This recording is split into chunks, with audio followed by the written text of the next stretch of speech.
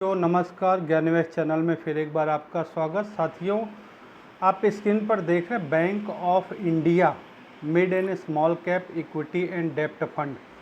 साथियों, कल bank of India ये जो फंड हाउस के जिम्मेदार लोग आए थे, कुछ ज़रूरी अच्छी बातें उनके साथ में उन्होंने साझा किया है। मैंने सोचा आपको भी जानकारी दूं। पहले तो एक सबसे बड़े आश्चर्य की बात ये कि भारत में अभी 128 करोड़ लोग ऐसे हैं जिनके पास में आधार कार्ड है, पैन कार्ड है, बैंक अकाउंट भी है, लेकिन उनका म्यूचुअल फंड बना ही नहीं है आज तक। सबसे बड़ी बात ये समझना होगा कि आज मैं जो फंड के बारे में बता रहा हूँ बैंक ऑफ इंडिया का है। इससे पहले मैंने state bank of India SBI का भी फंड बताया था।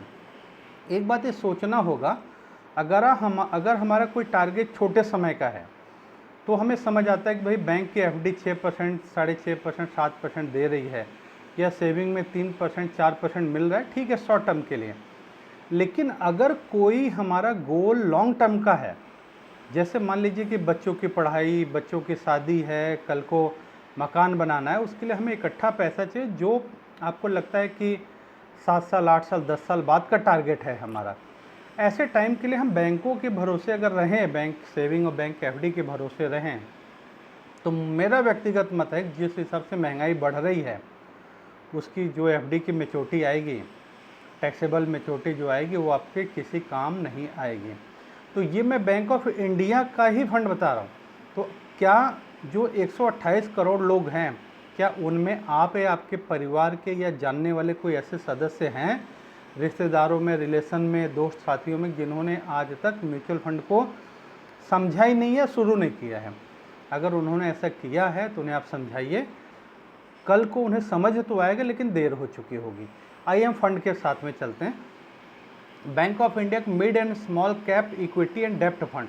साथियों, सबसे बड़ी बात, बैंक ऑफ इंडिया अपने आप में एक भरोसे का नाम है, आप जानते हैं। उसका ये फंड है और ये मिक्स हाइब्रिड कैटेगरी है। आपको मैंने साथियों एक पहले वीडियो अभी कुछ दिन पहले डाला था कि वाइट ऑक का एग्रेसिव हाइब्रिड फंड, उसमें मैंने कहा था कि भाई इकट्ठा FD की जगह अगर आप लमसम में फिक्स की तरह इसमें डाल सकते हो तो अच्छा फंड है। लेकिन इस फंड को मैं पहले ही बता रहा हूँ, इसमें फिक्स वाली बात मैं नहीं कर रहा, मैं सिर्फ SIP जो महीना महीना करता है SIP की बात कर रहा हूँ, क्योंकि ये mid and small cap category है। हम सभी जो जानते हैं कि मिड और स्मॉल कैप कैटेगरी किसको बोलते हैं। एक लार्ज कैप मतलब जो बहुत बड़ी बड़ी कंपनियों के समूह में बहुत बड़ा हाथी समझ लीजिए कि धीरे धीरे चलता है। लेकिन मिड माने मझला, स्मॉल माने छोटा। छोटा है तो तेज भागेगा, लेकिन उसके फिसलने की संभावना बार बार रहती है। तो मिड एंड स्मॉल में हम सभी जानते हैं कि बार बार इसमें फ्लैक्चुएशन तो आती है, लेकिन रिटर्न हमेशा बहुत ज़्यादा आता है। तो एक बड़ी अच्छी चीज़ उन्होंने बताई कि साहब ऐसा होता है कि मान लिया आपने मिड एंड स्मॉल कैप में लगाया और mid and small cap category बीच बीच में काफ़ी डाउन हो गई, मतलब सस्ती हो गई।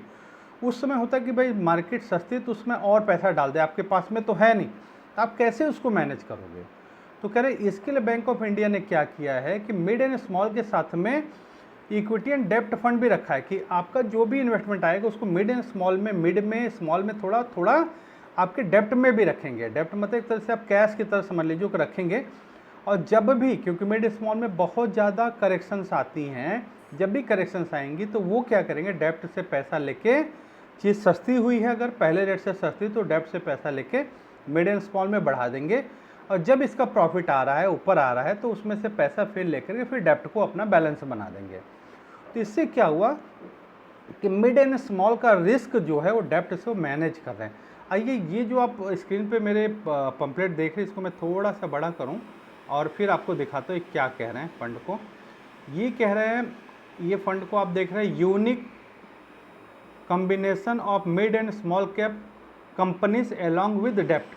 एक बहुत अच्छा यूनिक, और मुझे तो लग रहा है कि मेरी जानकारी में एक हाइब्रिड कैटेगरी में ये पहला ही फंड है जो मिड एंड स्मॉल और डेप्ट को लेके बहुत अच्छा कॉम्बिनेशन बनाया है।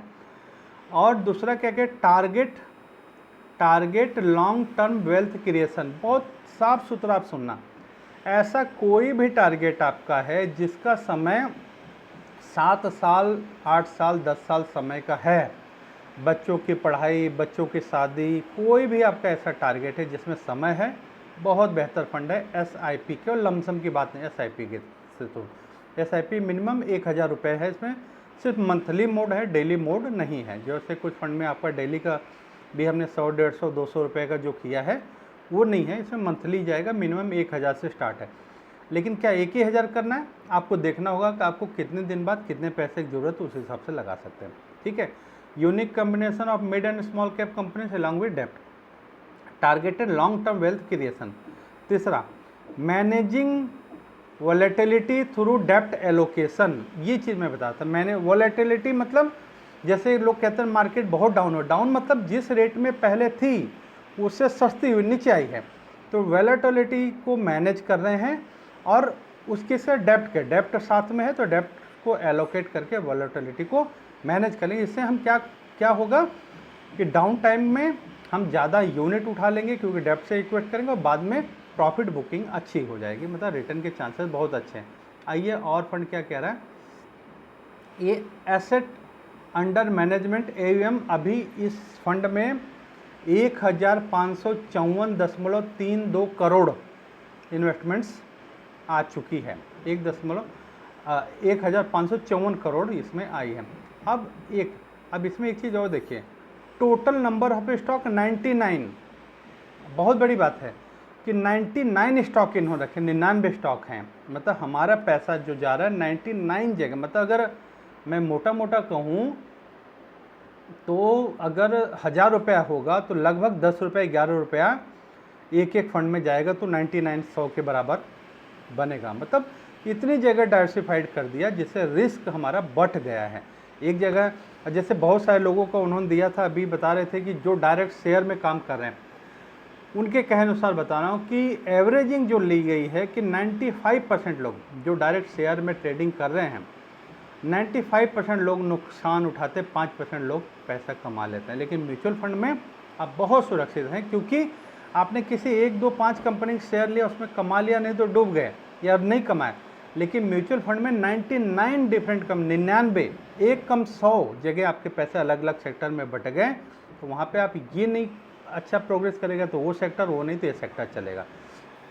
और इसमें एक चीज़ मुझे अच्छा लगा कि सेक्टर एलोकेशन इन्होंने जो दिखाया है, आप ये देखें तो ये कह रहे हैं कि इसमें देखिए अबाउट इंडिया लिमिटेड रखा 2.59, Lloyds metal and energy limited 2.57, UNO Minda limited 2.35, अच्छा अरबिंदो फार्मा को रखा 2.20, और Glenmark pharmaceutical limited 2.2, Indian bank जो है उसमें 2.17 रखा, Nippon life and asset management में 2.12, मैक्स फाइनेंशियल सर्विस में 2.06, bank of Maharashtra 1.99, Bharat dynamic limited 1.88। ये दिखाया है कि जो मतलब मेन में ये कर रहे हैं। इसमें सेक्टर क्या रखा है इन्होंने, मेटल और माइनिंग रखा, और फाइनेंशियल सर्विस रखा, कैपिटल गुड्स है, कंज्यूमर ड्यूरेबल्स है, कंज्यूमर सर्विसेज है, इंफॉर्मेशन टेक्नोलॉजीज।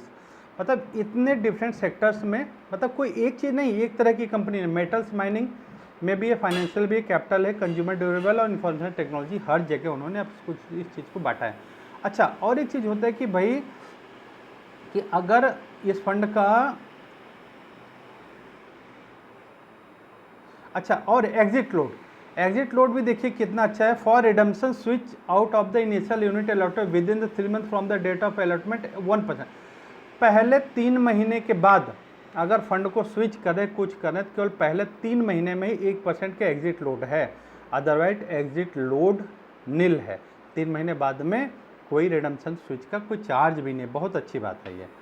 और इसमें देखिए ये दे रहे हैं नेट एसेट में इक्विटी होल्डिंग 78.47% है, कॉर्पोरेट डेप्ट में 8.57%, मनी मार्केट इंस्ट्रूमेंट में 4.74, cash and cash equivalent 4.84, government bond and treasury bills में 2.43 एंड RFU एंड एमआर्ट में 0.95% इन्होंने डिवाइड किया है। बहुत सारी चीज़ ओपनली लिख के मतलब हम कहें सामने दिख रहे, कुछ वर्बली नहीं है। ठीक है, अब देखिए साहब इसमें लोग पूछे भाई मिड कैप में स्मॉल कैप डेप्ट कितना रखा है इन्होंने, तो मिड कैप रखा 46.33, आप देख रहे होंगे बड़े में मैं कर दूं, और 46.33 मिड कैप है, स्मॉल कैप 21.14 है, और डेप्ट में 14.26 है, और आपका ETF में 7.27 है। मतलब इस तरीके से इन्होंने एलोकेशन भी किया, मतलब मिड ज़्यादा है, स्मॉल थोड़ा कम है, डेप्ट बराबर रखा हुआ है। और डेप्ट क्या काम करेगा, मिड एंड स्मॉल जब भी डाउन होंगे, सस्ते होंगे, डेप्ट जाके उनमें पैसा डाल के उनको खरीद लेगा। जब ये बढ़ेंगे प्रॉफिट बुक करके फिर डेप्ट अपना पोजीशन बना लेगा और आगे के लिए एक्टिव रहेगा। ठीक है, और इसमें देखिए ये स्कीम जो आज का ख़राब टाइम है, जो रिटर्न टाइम के हिसाब देखिए फंड ने जो रिटर्न दिया हुआ है, पहला साल केवल 1 साल में लगभग 7% रिटर्न था, 3 साल में लगभग 19% रिटर्न था, 5 साल में 16.5% के करीब, और आज तक में भी अगर हम देखें मार्केट के ऐसी फ्लक्चुएशन में भी 15.5% का रिटर्न, बहुत बेहतर रिटर्न है। नो डाउट बहुत अच्छा फंड है, और लेकिन बहुत क्लियरली मैं बोल रहा हूँ कि आप अपना टारगेट गोल सेट करिए कि आपको ये फंड में ऐसा कोई भी टारगेट जो आपको 7 साल के बाद का है। बेहतर फंड है, बैंक ऑफ इंडिया बिल्कुल भरोसे का ट्रस्ट नाम है, कुछ नहीं डाउट हम कर सकते हैं, और फंड का एलोकेशन भी बहुत अच्छा है, इक्विटी भी रखा हुआ है, डेप्ट हर चीज़ रखा है, तो अच्छा फंड है। और एक चीज़ अभी भी लोगों के मन में बड़ा डाउट रहता है, उस चीज़ को मैं क्लियर कर दूं कि जो लोगों के मन में ये रहता है कि पता नहीं मार्केट में क्या होगा, कैसे होगा। म्यूचुअल फंड फ्री बनता है, इसका कोई चार्ज नहीं है। प्लीज़ म्यूचुअल फंड के साथ में आइए, डरिए मत। हर शनिवार ट्रेनिंग क्लासेस हम प्रोवाइड कराते हैं सिखाने के लिए, आप ट्रेनिंग क्लासेस ज्वाइन करिए, घर बैठे, कहीं नहीं जाना है, सीखिए, समझिए, समय के साथ चलिए। आप महंगाई देख रहे कितना बढ़ रहा है, सोना कहाँ पहुँच गया है, 1.5 लाख से